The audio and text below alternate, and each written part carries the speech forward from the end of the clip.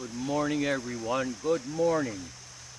Good morning, good people all around the world. All my friends from all around the world, thank you for stopping by. Thank you for subscribing to this channel. I appreciate you.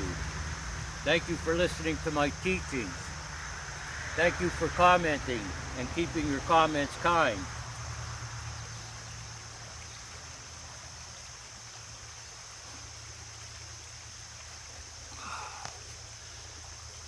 Uh, 1,000 is never enough if you're a drinker.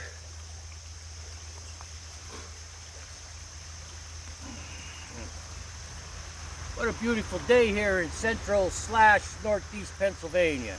Beautiful morning. Beautiful morning. Lots of traffic. I don't focus on it.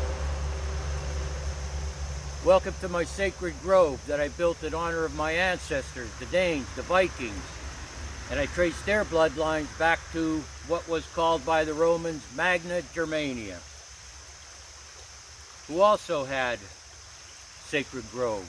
Sacred,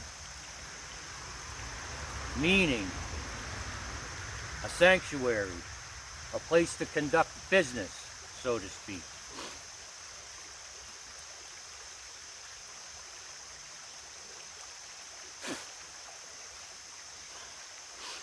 It's Monday. You know what I love about the days of the week? They all end in Y.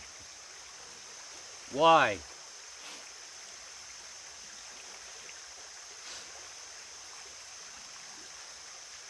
Let's talk about people, places, and things. People, places, and things. And this isn't a concern just for people in recovery from addiction of alcohol and drugs. People, places, and things have a lot to do with your quality of life, your state of mind, how your body functions, because people influence us.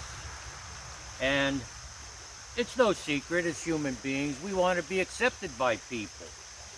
We want people to like us. And hopefully you won't do things that are unnecessary to get that connection with other people. Come as you are. Be yourself. If it doesn't feel right, make a decision.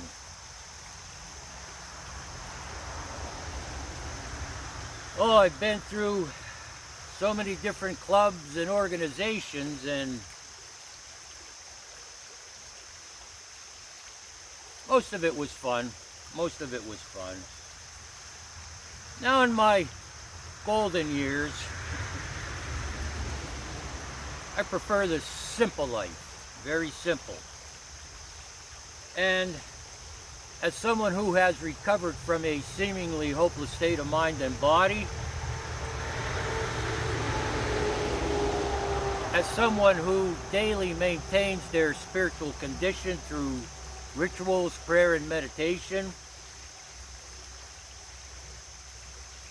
I'm quite content where I'm at. Quite content.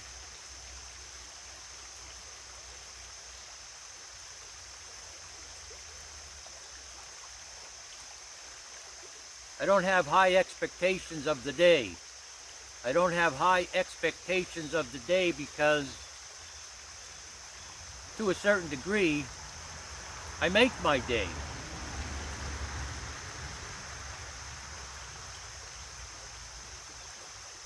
As I go through the day, there are some hurdles. Always hurdles. That's part of life. I learned from the Stoics that at any time of the day, we could be hurt, frustrated, disappointed, or annoyed. All right? And that doesn't mean people are out to get you. Most people don't do it on purpose. Life happens. People happen. Not everyone is on the same path as you or me.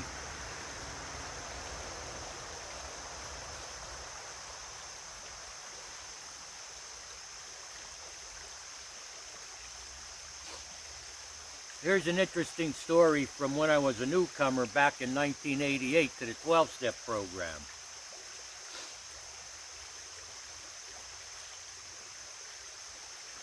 Early on, learning, questioning, searching for answers, trying to find stability, trying to put the past behind me, great attempts to find out who I am and what's my place in the world.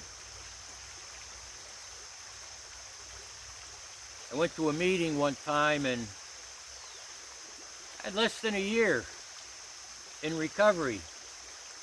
Not much spiritual yet. And I said, when I leave meetings, I get this urge to drink. In a way, it's not overwhelming, but the urge is there. And an old timer asked me, how do you go home from the meeting? Which roads do you go on and streets? And I described it, because I only lived about 6 miles away. I said, I go here, then I turn there, then I go up this street, go a couple of blocks that way, make a turn, go around and get to my house. And he said, I'm familiar with that area. There's a lot of bars along your route. You're traveling the old route. And it made me think, because I could go back in time and remember bar hopping. And I don't know how it is where you are. And it's changed even since the 80s. But here in coal mining towns, there's a church on every street and a bar room. Redeem yourself. Redeem yourself. Change your evil ways. But I didn't realize I was driving that route. And he suggested I take another route. And he suggested throughout my daily travels, whether it's going to a gas station in this town or to a store in that town, drive different routes, mix it up.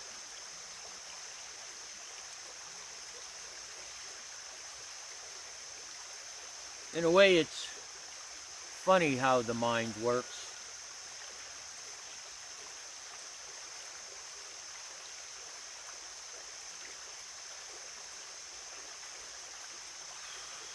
My journey started in 1988 and lasted until 2001, the first time around. In 2001, I got very complacent.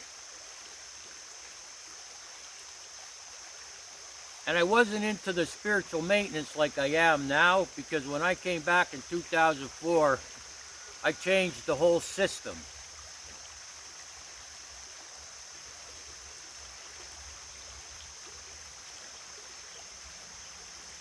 When the planes hit the towers in September 2001, it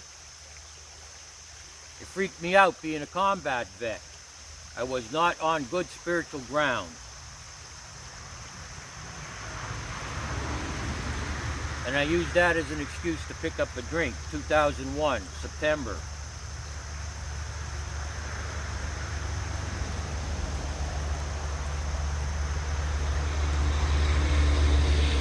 In August of 2004, I was struggling. I was trying to stop drinking, you know? But I couldn't. I ran into an old friend of mine at a store, and he had gone out after a period of time and was back into the 12-step program for about a year. And he said, why don't you go to a meeting? Why don't you start going to meetings?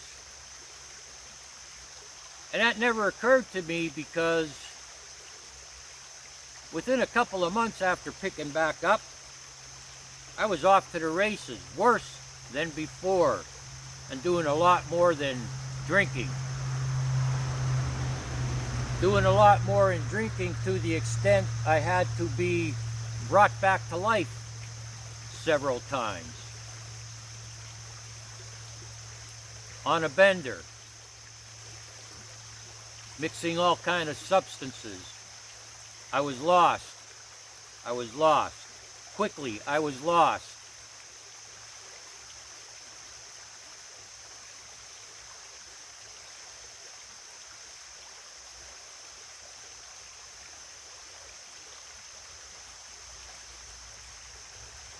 August 24th of this year, I'll have accumulated enough days to have 20 years clean, sober, and spiritual. Clean, sober, and spiritual.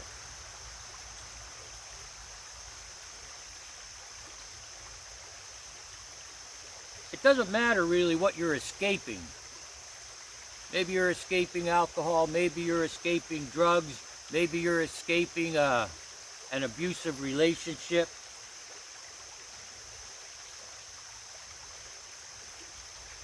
There comes a point where there seems like no way out. No way out.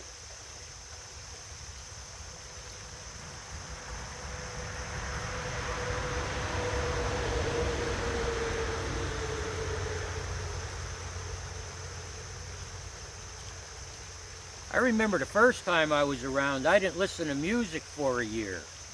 I wasn't sure if it would be a trigger or not, but I didn't. I didn't do it. I wanted to do everything I could possibly do to get on this path to recovery, to get on this path to healing. So that was one of the things. See, when we talk about people, places, and things, people, that's obvious. Places, that's obvious, but what are things?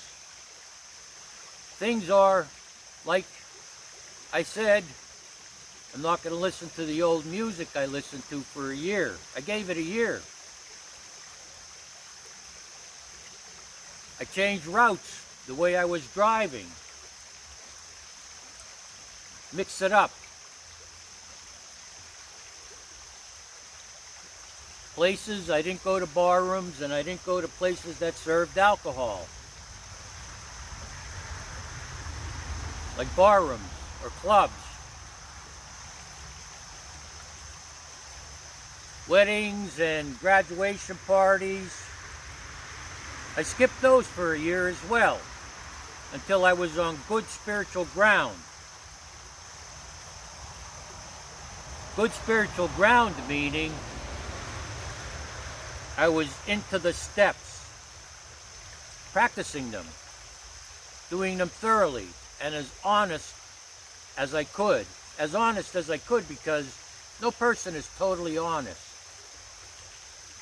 If you ask someone if they're an honest person and they say yes, they're lying to you. No person is totally honest. And that doesn't mean they're not honest. That doesn't mean they're dishonest for nefarious reasons. Sometimes we don't like to hurt people's feelings. So we may be dishonest there and tell a lie to get out of a situation, or, oh no, because you did that or said that to me, it didn't bother me, but yet inside it did, you know? That type of dishonesty. We want to be liked, we want to be accepted.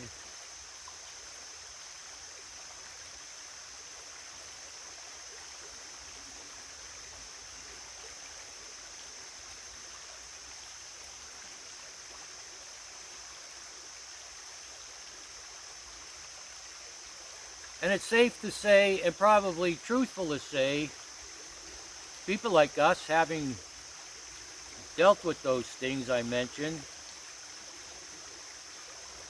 the boundaries are blurred. The boundaries are blurred.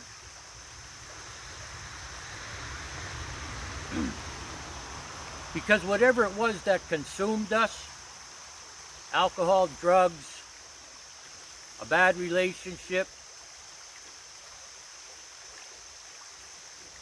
those things that consumed us controlled our actions, our reactions, and overreactions.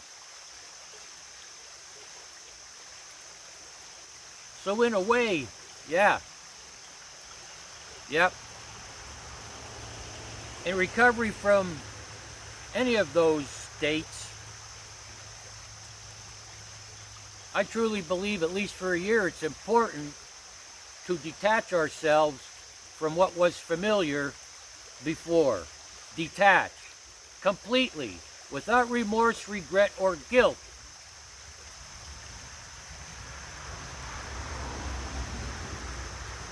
There are people that party every day and they're functional to a degree. They pay their bills, they go to work. That's them. And I don't hold it against them either.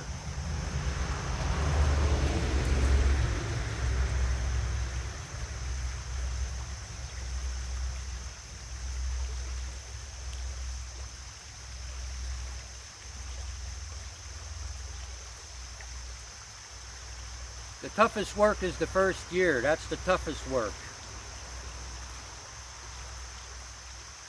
And I took that course, the 12 steps. I call it a course because it is a course. I took that course, the 12 steps. I did the 4 steps. I made a searching and fearless moral inventory. Who I was angry at, why I was angry at them, and how it affected me. In the 4th step, it also says make a list of fears, things we're afraid of. I did that. And of course, at the 4th step, at the end, it says make a list about your sex conduct. I did that.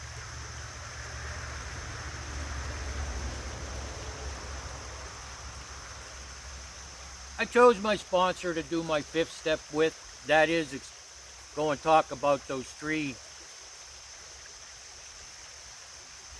surveys I did, the resentment list, the fear list, and the sex conduct. And like a lot of people said, it wasn't that bad because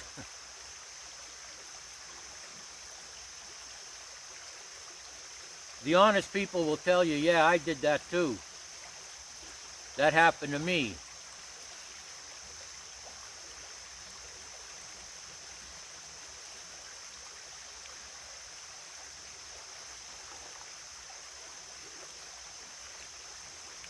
But that 4th step with resentments and anger showed me how vulnerable I was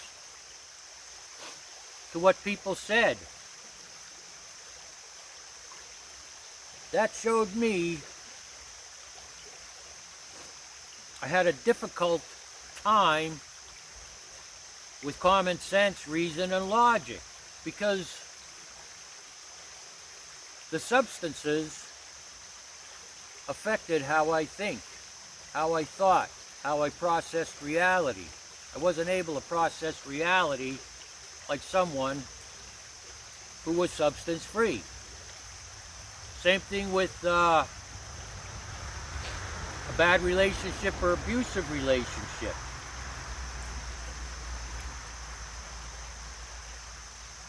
We're on that hamster wheel. I'm not going back. I'm not going back. They said they'll change. Okay, I go back. It's not changed. Maybe for a couple of days it goes back to where it was. I love this person. I don't want to leave them. We put all our eggs in that one basket with one person.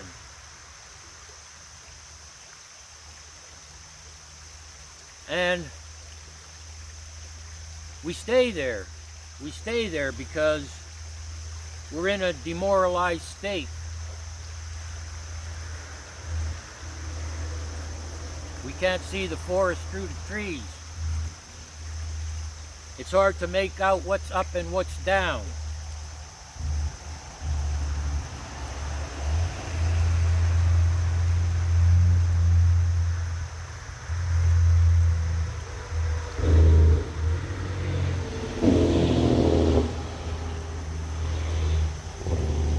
key point is to separate from the person, places, and things that were part of the lifestyle we want to exit from. And my advice is a year, at least a year. What do I mean by that? It's for 1 year to be mentally aware every day the dangers of those people, places, and things.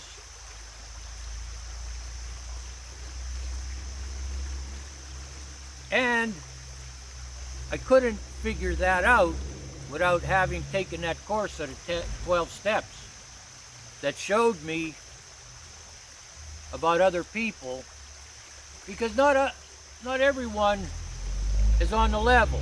Let's just put it that way. Not everyone is on the level. That's their life. I have my life. And in some cases, never the twain shall meet.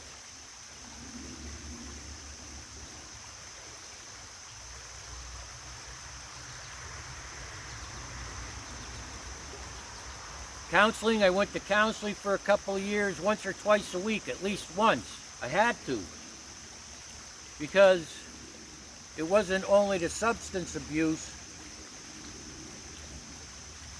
that affected my mind and body. I had a lot of baggage. I had a Mayflower moving van full of baggage. And that had to be sorted out, because whether it's substances or a bad relationship, and I'm sure you could relate to this, we went through situations, we looked at past experiences over and over and over and over again every day. And that gets logged in a file in our subconscious.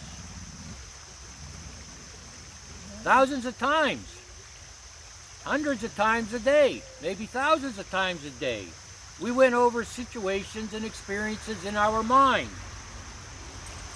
We set the stage for how we function emotionally based on that.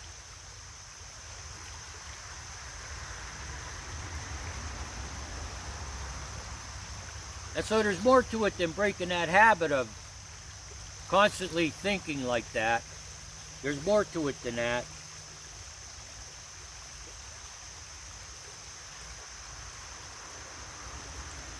It's about recovering. It's about healing.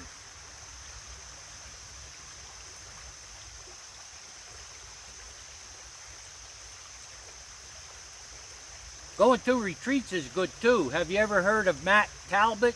T-A-L-B-O-T. He is the saint of alcoholics. Matt Talbot. I went to a Matt Talbot retreat one time. I think it was in New Jersey. 3 days, a weekend, Friday to Monday. That was a great experience. So retreats are good.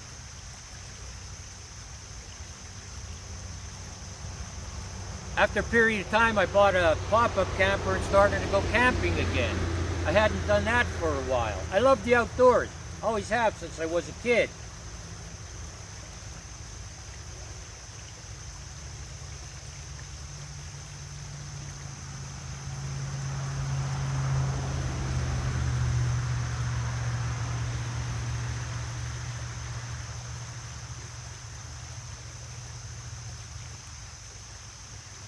Through those steps,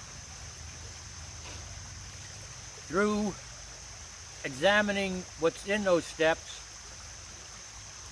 what it says,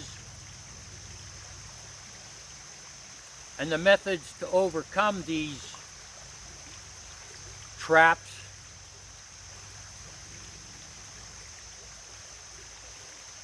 opened my eyes and opened my mind to a lot of things. I used to think the world was against me. Probably half of it was for the way I acted.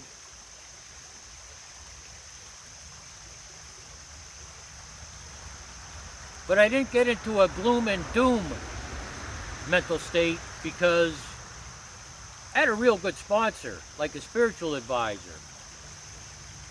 And if I could describe anything about why it's important to have a good sponsor in the beginning, one, they're going to assist you to get through the steps. And number two, you begin to live life without the substances. And that's not always easy.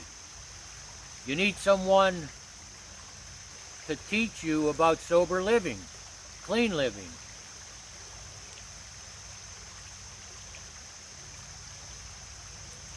We don't run to a bottle or drugs anymore when we have a problem. We start to solve them. We begin to solve them. And the sponsor helps with that until we get more mature. I'm going to put it that way, till we get more mature. Spiritually mature and mature as an individual. There's a saying that says, people that started drinking from an early age, started using substances from an early age, or were abused emotionally, physically, and sexually from an early age, our mental and emotional growth gets stunted.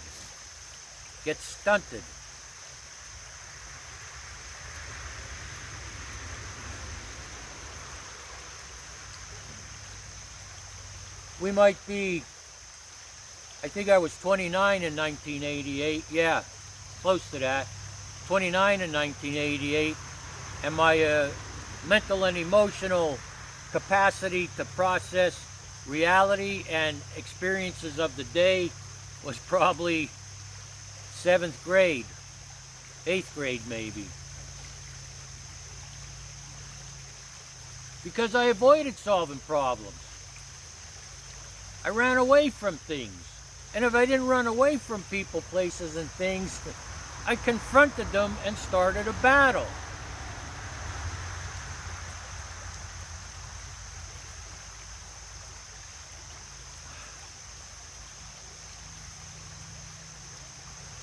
I came back in 2004, August 24th, got back on the wagon. The wagon being the journey forward, spiritually speaking. Within 3 years, I had to bury my 22-year-old daughter.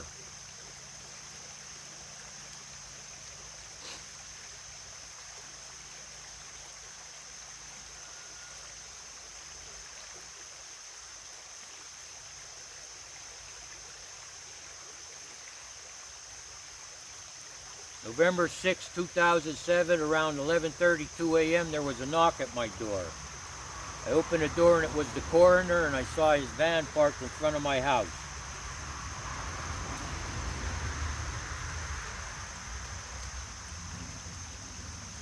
He said, "I have some bad news for you."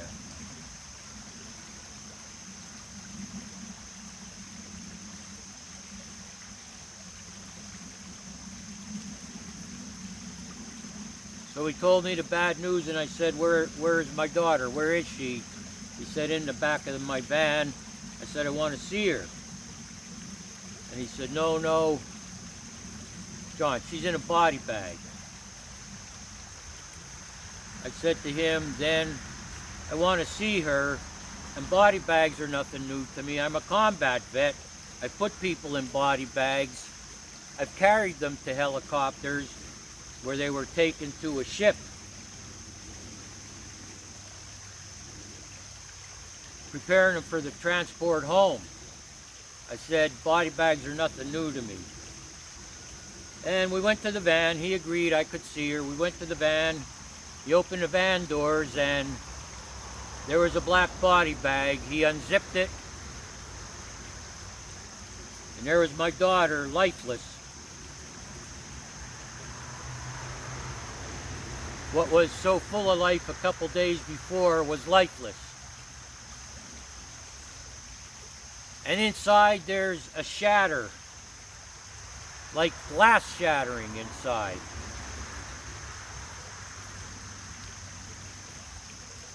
It's not like you could say, I specifically thought at that moment, all the memories are gone. All the thoughts of the future are gone. But it happens in your subconscious. It's like getting your arm cut off.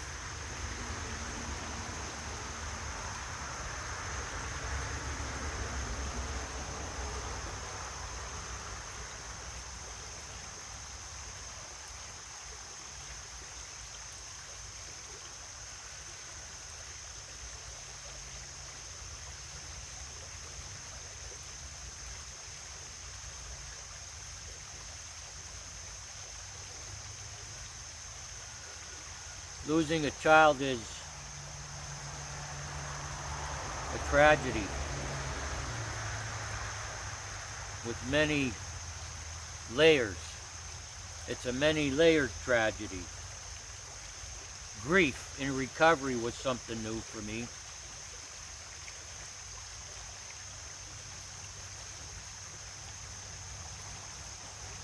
And then I had something else to recover from.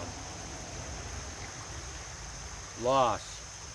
Deep, heart-hurting, affecting my soul loss. I didn't think of a drink. I didn't pick up a drink or anything else. I didn't go to a meeting that day. I didn't have to, because my reliance, my total reliance was on a higher power. God, the creator of the universe, the Great Spirit, the All-Father, Jesus, Allah, Yahweh, Muhammad, Sita, Ram, the Buddha, whatever that power is.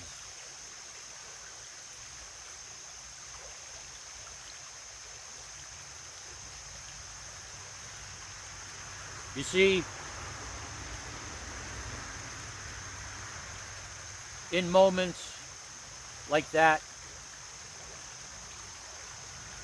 like having a coroner at your door to bring you that news, that's the test of are you spiritually grounded? 1. 2, do you really have a reliance on a power greater than yourself?